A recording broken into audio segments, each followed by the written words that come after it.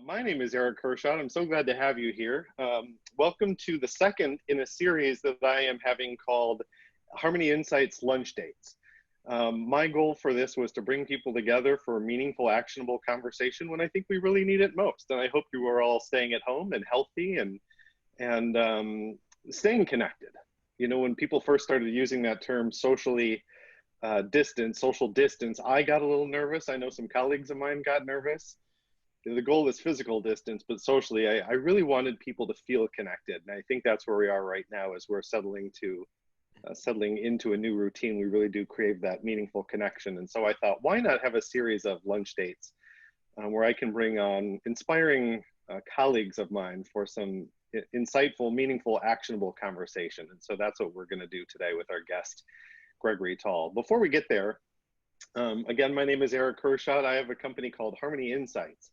And primarily these days, I'm helping organizations use the DISC personality assessment to engage and develop their remote workers online, because assessments can be completed virtually and you can bring people together for one-on-one coaching or team conversations virtually online as well. So if anybody would like to talk about the DISC personality assessment, I'd be happy to talk with you about that. Clear my calendar. Second, I'm the founder of HR Hot Seat, which is an inclusive mastermind community. So I'm attempting to serve human resources pros all around the country through hrhotseat.com. And if you are an HR pro yourself or you play in that space and are not yet familiar with HR Hot Seat, I hope you'll visit our website and check it out. We'd love to have you. More importantly than all of that today, we have a very special guest, a really good friend of mine, a sponsor of the HR Hot Seat Chicago chapter, Gregory from the Gregory Company. Welcome, Greg. Hey, how's everyone doing today? Well, they can't respond back, but hi, everyone, and hello, Eric. To make it clear, I'm not muting everyone else to be obnoxious. I'm doing that simply for background noise to control that. So people, of course, are encouraged to chime in the chat area. And as I'm figuring it out, this is part of this conversation is me figuring out Zoom. Going forward, as I figure out how to use this, I will make sure I'm on top of the chat box and watching stuff that comes in so that we can answer any questions you might have. So feel free to enter those into that chat area. Greg, we only have 30 total minutes. I want to respect everyone's time, including yours. And so we'll go to about 12:30 today, Central Time. But I wanted to start out by first allowing you a minute or two to give people a sense of who you are and what you do. Absolutely. So hello, everyone. I hope you all are doing well. You're safe. You're not going crazy at home, cabin fever. I am Gregory from the Gregory Company. I think I've met a couple of you through the HR Hot Seat previously. And what my company does is I'm a soft skills trainer. So I travel around to different organizations and I provide interactive workshops that are designed to help their employees become even better communicators. So do lots of stuff around management training, presentation skills training, training around giving feedback, customer service training. So kind of that whole suite of things. Right now, being that no one is getting together in larger groups, I focus a lot more of my time on building out the digital parts of my business. So one thing I've always been interested in is making content very accessible to people, making it intentionally short so they can consume it and kind of keep on going. So I already have a few ebooks I've produced, but now I'll be working a little bit more on that stuff, getting some online courses up and running, and just trying to do whatever I can to serve the community in this time that's really unprecedented right now. And other than that, I'm making really good grilled cheese sandwiches. So if you want a really good grilled cheese, I'm your guy right now. Do you do curbside pickup? I do not. I do not do delivery or anything like that. So I had to slingshot it out from the balcony, and if you just open your car window, I'll just kind of try to get it in there somehow. So resourceful. I love it.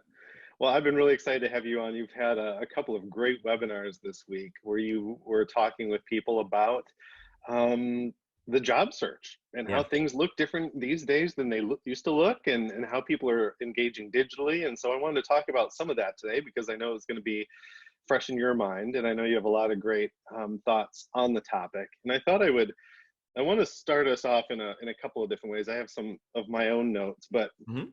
I promised people that this is going to be a meaningful conversation, and it's going to be actionable as well. So we're going to leave people with tips to help them get back on their feet in their job search if they're anticipating one or if they are in one now. But it's really important to me that this meeting or this conversation does start off on a meaningful note. And a couple of questions along those lines. Number one, the elephant in the room, or perhaps not such an elephant in the sense that we're all very aware of what's going on, is COVID-19 Yeah. and coronavirus, and we're all being impacted, affected by it in different ways. I think there's a percentage of people who will know somebody who has the virus themselves. There's going to be a far larger percentage of people who are impacted by the economic fallout that comes Yes. after this and that is taking place already.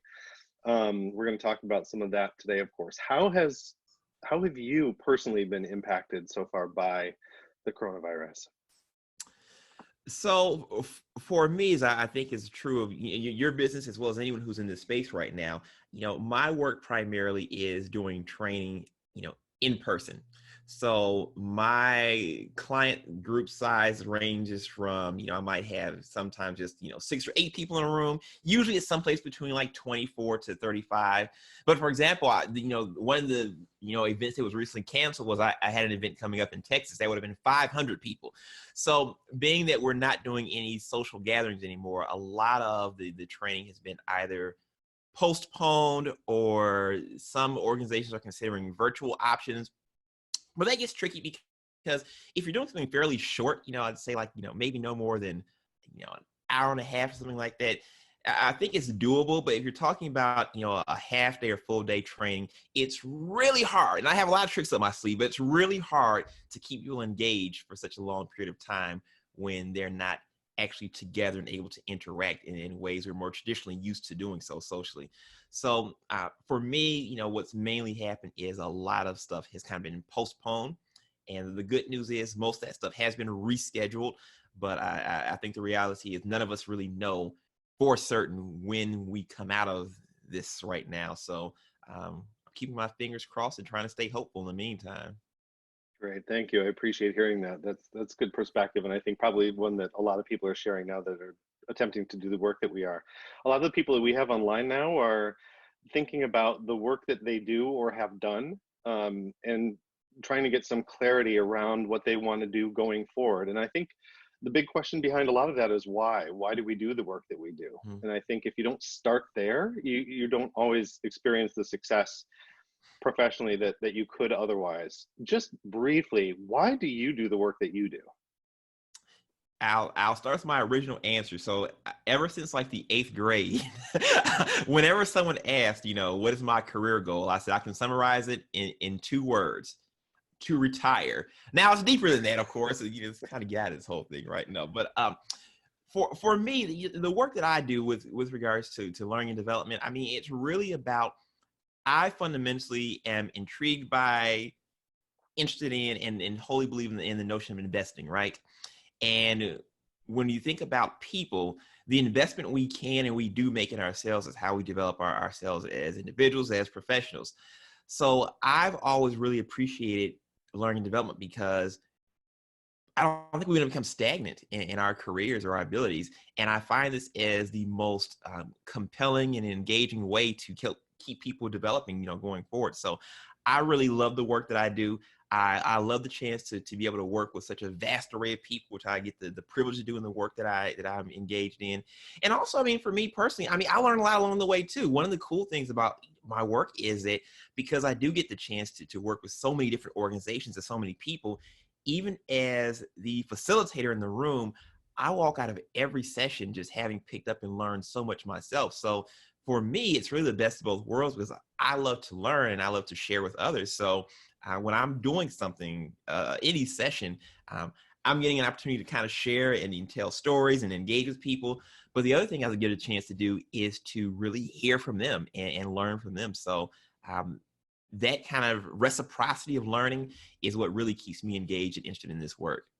Yeah, and I think having that compass is so important, right? Because when you are feeling down or you're not feeling as confident as you could be about the work that you're doing, or you don't have work to do, Hmm. having that compass of why kind of keeps you on track and keeps you motivated, because you're always focused on what it is that you're getting out of the fulfillment and reward that you're getting out of the work that you do. And that's one of the Yeah. reasons why I enjoy our conversations, is I feel like I'm always so inspired by hearing from you why you do your work. Well, this is not about us. I wanted to set the tone that way so that people had some context for our conversation. But I was looking at some headlines this morning on LinkedIn and in other places, and I printed out one that said, in the last month alone, employers have cut 701,000 jobs. Yep. The first drop in a decade. What else did I see? In the month ending March 14th, the unemployment rate rose from 3.5% to 4.4%. And that report doesn't reflect almost 10 million jobless claims that have been made in the past 2 weeks alone. Yep. And that the jobless rate by the end of the second quarter is estimated to be even up to about 10%. And don't even bother looking at any graphs, because it's almost like this can't be graphed. It's nearly an overnight spike. And that concerns me in a number of ways. And I know it concerns the people on this call in a number of ways. People are being personally impacted by this. Can you expound a little bit on the challenges that you see, that you've experienced people facing in the last week alone with regard to their unemployment status or employment status? Well, obviously the big thing is that lots of individuals are being very deeply impacted and losing their roles. It's a mix, because we kind of know what's happening right now, but it's still unexpected. When 2020 began, no one expected we'd be dealing with a global pandemic right now. But as it's kind of gradually picked up, I think everyone has a sense like this is really not a good situation. But I think the uncertainty is really the big thing. So you have individuals who are already impacted, who've already been laid off or furloughed in some way, and now are very frantically trying to figure out how to make ends meet in this new reality. And then you have another group of individuals who feel pretty certain that something will happen with their positions in the fairly short term here, or just have uncertainty as to, even if their roles are still active right now, on what that's going to look like down the line. The hard part is we really have no clue as to what the trajectory of this is and how far this goes. So I think our own governor, our health department here in Illinois, has said, well, we think the cases and infections will peak by mid-April. So we kind of think of how much has already happened, how many job losses have already occurred, and how much the economy has already been impacted. Just in our state alone, we're not even at the peak yet. So we have to hit a peak, and then there has to be a decline, of course. And I think even after that, there's going to be a little bit of a crisis of confidence, right? And I don't think that just because we come out of this phase where infections are happening as frequently as they are now, that everyone says, well, hey, let's get back together and get in a big group again. So there's a long track in front of us right now. And I think the hard part for a lot of people is the fact that, one, there is so much uncertainty as to what their own personal circumstances are. And so many parts of the economy and our infrastructure are shut down or, hindered right now, that literally the wave of everything is coming at once. So on one hand, you have just, losing your job. On the other hand, we have, well, your kids are out of school too. So now your kids are at home all day and you're trying to figure out what to do. So, I mean, there's just a lot of really big, impactful things happening simultaneously. And I think that we're just not fully equipped to deal with all this stuff happening at once. I think it's one thing, that's one circumstance to kind of navigate through. But when it's the economy, plus, what's happening with the children, plus access to healthcare, plus losing a job, all those things are happening simultaneously for people. So there's not a lot of avenues for necessarily easy and immediate recourse. So I think that's really a big thing that people are dealing with. And if I heard you correctly, I think you mentioned a couple of groups, two groups of people. One of them being people who have recently been laid off or furloughed, recently lost their jobs, and then also a second group being people who are anticipating that happening. I wonder if there's even a third group, and my guess is there are a number of people on this call today that may even sit in a third group, which is people who have been out of work going into this. And I already see a couple hands going up that are saying, we were already having a heck of a time, and this is not helping. Yeah.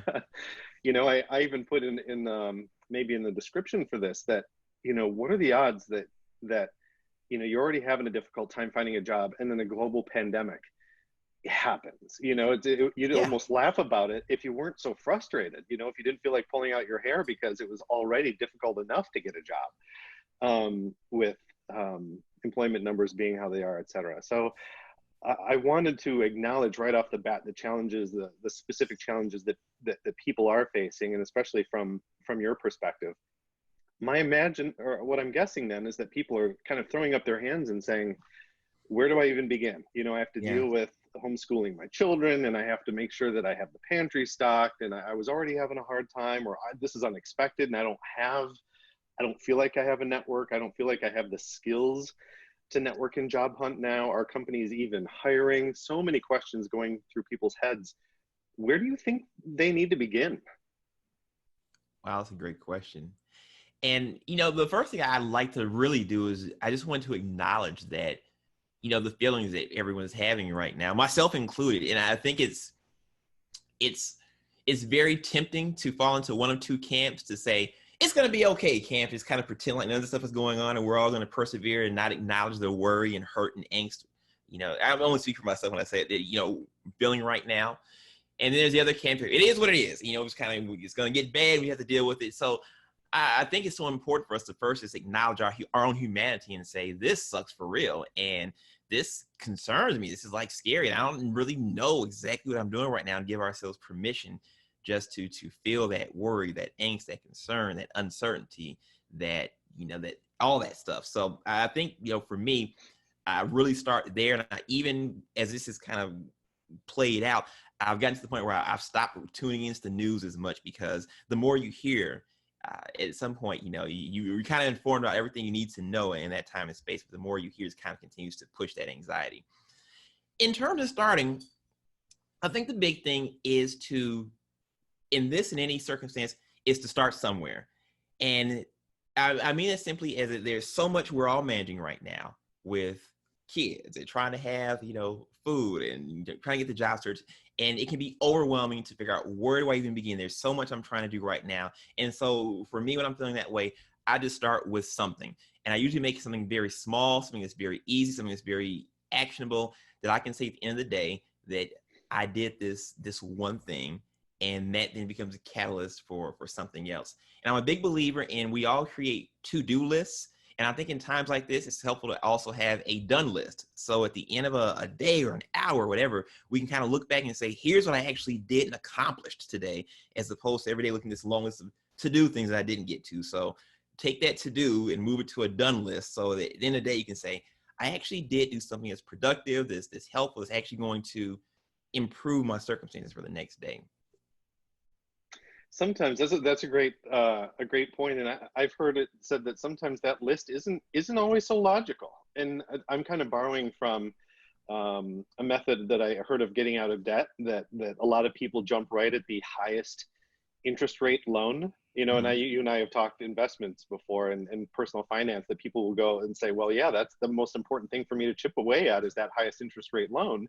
And other people have said, if you can chunk off and move to the done list the smaller loans that you have out, the smaller debts that you have, it gives you a sense of accomplishment. Yeah, it's probably not the highest interest rate. So the analogy here is that there may be a laundry list of things that people think that they have to do to move toward, employment or getting a job, but perhaps, it's the easiest thing to tackle now, simply because that gets the ball rolling. That allows you to move something to your done list and propels you forward in some sense. Does that resonate with you? It does. It certainly does. Sometimes just start someplace, any place to get the ball rolling. And I want to actually take a couple moments and just respond to something that Sean put into the comments here around, how do you start to fill your pipeline right now when everyone essentially is in survival mode? I think it's a great question, because part of the complexity here is this is really the first time we've seen so many parts of our economy simultaneously shut down. So, and before, we had like the housing crisis. Well, of course, housing and real estate and all that stuff was bad. But you say, well, there's other parts of the economy that are doing really well right now. They're hiring. this, you have so many areas. And you say, well, I'm being laid off, but then the people over here are being laid off too, and the people down there are being laid off too. And who is hiring right now? Seems like everyone is kind of going down as opposed to up. So a couple things here. I try to take a very, logical, straightforward approach when it, comes to these things. And, what I think about first and foremost, I think about, well, what are the parts of our economy that for better or worse in this time are going to continue to be essential and necessary and kind of continue to do things. So certainly we see healthcare. There's a tremendous need there. All of our, logistical and delivery services, they need to keep on running. Retail's doing a lot right now. So in terms of kind of a starting point, my thinking is, and kind of what I talked about in yesterday's webinar, is you kind of start there at the very big level. You say, okay, so I have retail, so that kind of puts into, the scheme of things, places like Target and Costco and, Whole Foods. And, so here are the retailers, and let's just kind of see where they go. But then what are kind of the pieces that are connected around that? So if I go into any Target or Walmart right now, the stuff that's flying off the shelves, paper towels and toilet paper and stuff like that. So what are the products that are moving to? Well, who makes those? So that's, consumer goods makers like, Procter & Gamble, Kimberly-Clark, Unilever. So you really start taking a look at what are the things that are kind of still moving right now. And I say you start there, and you start at a high level, and kind of keep digging deeper and deeper into those supply chains and finding all those players where things are still moving. I think that's where we start to identify, or we can put things into our pipeline. And that's good because, one, hopefully those are parts of the economy that are kind of still moving. But also, I think those are probably, when we start digging deeper and deeper into those supply chains and connections, those are probably also organizations that not everyone's already looking at. So if we pull out a big name like, a retailer or something like that, well, everyone knows about Costco and all that kind of good stuff. You kind of take a look at the companies that service or are part of Costco's, supply chain, that might be, someplace else you're taking a look right now. Yeah, that's good. Thank you. And thanks for the question, Sean. That's great perspective. With 6 minutes left, I know there are a number of people on this call that are thinking, maybe this has happened to them more recently, a mix of people who have been out of work for a while and some people who have just recently lost their job or are anticipating doing so, and are craving some of those smaller wins that you were talking about earlier so that they can create a done list. Mm-hmm. I think naturally a lot of people think about the value of networking. And we can't network face-to-face right now. And so a lot of networking is happening digitally. And I'm going to have a Harmony Insights lunch date next week titled, questionably, Networking Without Pants, which is what we could potentially be doing these days. I'm not wearing any pants right now, so that's perfect. I should have waited next week. I'm kidding, people. Please stay seated. So people are thinking of networking. What, from your perspective, what are some of those easy things that people can do today, sitting at their computer, to create that done list by the time 5 p.m. rolls around, especially as it relates to building relationships online?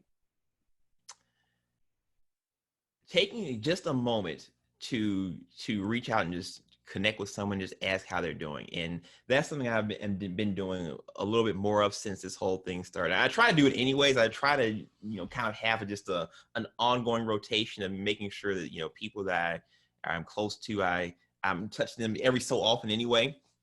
But now I really started to think about, well, who are the people who are, kind of really being heavily impacted by this? And it's kind of that simple message to check in and say, hey, how are you doing? How are you feeling? And, part of what I've tried to do is actually to not talk about coronavirus and COVID-19 in some of those messages, because I feel like every time you open your email right now, you have messages from, your bank to your lender to, people who want to sell you stuff to, the restaurant down the street. Is all about coronavirus and COVID-19.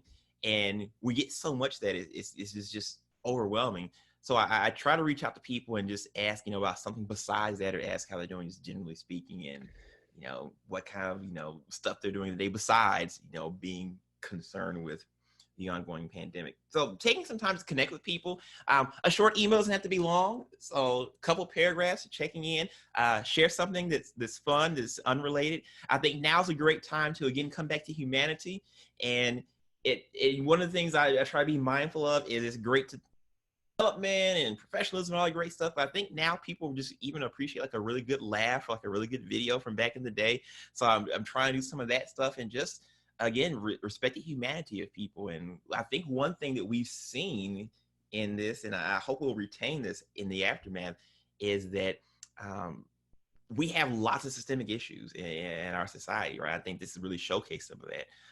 But it brings us back to the basics, right? And the things that we once thought were so important, now we're probably not as concerned of, about some of those things anymore. Like, before this, somebody say, I really need to get my car, washed and waxed. And now you could care less about that kind of stuff, right? So it brings us back full circle to, the top priorities. So taking some time to reach out with people and just come back to, this is the top priorities, connecting with people in these relationships. This is a priority that perhaps we allow to slip away in the midst of regular life that we really value and appreciate now. I think it's safe to say that pre-pandemic, it probably would have been very hard to get this number of people to agree to, let's get together virtually on our computers and have a conversation. But guess what? Now we are all here and we got our cameras on and everything. So I'll just say, keep the same spirit going throughout the other areas of our day and our lives. Yeah, I think that meaningful connection is so important. Sandy put in there that she's altering her email template follow-up after an interview to be more sensitive and patient in terms of, what she's sort of expecting in terms of a follow-up. My guess is that people are doing that in general, that they are adjusting their communication style when it comes to the interviewing and the applying that they're doing. I think one of the things out of Sandy's question is that she's still doing it, that she's not assuming that people aren't hiring. And I think that would honestly be a big mistake right now. My guess is that there are a number of companies that aren't, especially as they're looking to lay off folks. But if you decide that, well, I'm just going to sit back for a couple of months and come back at it when things seem to be rebounding, I personally believe that you would miss your greatest opportunity to stand out and be noticed when a lot of the people that you're up against are probably taking that same approach, that they're going to sit back and wait until things clear up a little bit. What do you think about that, just in the short time we have left? Yeah, of course, I'm trying to make moves right now because I think it's a great opportunity to focus on some things that I've, been able to neglect in the past. So for me, digital content has always been something I want to do longer term, but I feel really now that, one, there's more time for me to do that because I'm not doing in-person gigs at this point, obviously. But also, I think there's an immediate need, right? So some things I think, well, we'll give it some time to get to market. Now I think there's, more of an immediate need for that. So I want to get some of the things that just kind of hit. No Pants Friday. Love it. No Pants Friday. I'm all in for that. That's awesome. But I want to get this other question, as someone asked the question around, right now, is it worthwhile to, do an Instacart or something like that? Or, some just kind of, and I say, do whatever it is you need to do to take care of your family and to feel good that your circumstances are going to be okay. I always joke, say, if you ever watch, Beverly Hills Cop, Axel Foley would say, I fractured the law. So I always joke that I'll go back to snatching purses. I don't really snatch purses, but I'm just saying, when push comes to shove, we do different things to bring in money. So yes, if you need to do something, a side hustle, there is nothing like, doing whatever it takes to make sure that you and your family continue to do well. And that's how we get back. That's how we kind of come out of this thing, right? We will have to do some things that take us outside of our comfort zone. So nothing at all wrong with that. Thank you. Well, it is 12:30 and I want to respect people's time. This is officially the end of our conversation, but we'll just close up here. And if you want to stick around, maybe we can answer some additional questions, but this is the official end of our 30-minute conversation. I want to thank Greg for joining us. Greg, how can people find you online if they want to talk with you further or investigate some of the stuff that you're up to these days? Sure. You can email me directly at, it's going to be a really hard email, everyone. It's Gregory@gregorytall.com. And actually, I'll put it in here. Let's do that. All right. And my website is gregorytall.com as well. So I make it very easy to find me. And yeah, drop me a line, swing by. I'm going to try to do some more free webinars. The 2 webinars I did this week, one was about kind of what to do immediately after the job search. So I talked about 10 things not related job loss, right after a job loss. So I talked about 10 things not related to a job search, but more so around like insurance. And I talked a little bit about the stimulus bill that came out, that $2.2 trillion stimulus. So that one, as well as yesterday's webinar, which was about job search strategy. I'm just trimming those down to cut out all the extra airtime, and I'll put those up available on demand so you can watch them, share them, and I think there'll be some pretty good takeaways in both of those for people. Excellent. And if anybody wants to tune in next week, Monday through Friday, I have various Harmony Insights lunch dates scheduled like this. You can go to harmonyinsights.com/lunch dates. And we're going to be talking about managing sudden change. We're going to be talking about networking, professional networking online. We're going to be discussing why play matters in the work that you do with Ben Warzinski from Branded World. I'm really excited about that conversation. I'm talking with someone from ATD Chicago about engaging and developing an online or a remote workforce. So a lot of great conversations happening next week. You can register for those at harmonyinsights.com/lunch dates. If you want to stick around now, we'll take some additional questions. Greg, if you have some time. And in the meantime, I hope you all stay safe and connected and inspired and encouraged to pursue work that really is meaningful. And even now, with all of these numbers that we see coming out, I think now is still a very good time to make yourself top of mind for the organizations that you'd really like to do your best work for. So Greg, thanks for being on and participating in this conversation. For sure, for sure.